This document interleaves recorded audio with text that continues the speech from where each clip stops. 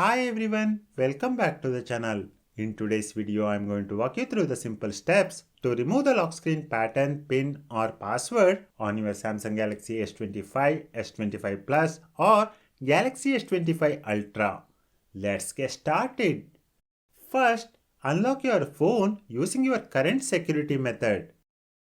Now, if you have completely forgotten your screen unlock authentication, you will need to follow a different set of steps. I have covered that in a previous video, which I have linked in the cards here.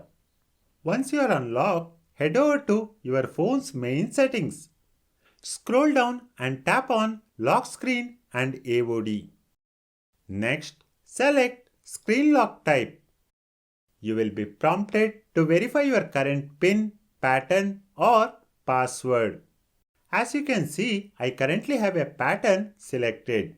To remove it, you can choose either None or Swipe. If you select None, now if you lock your phone, it will directly go to the home screen or last screen you are on.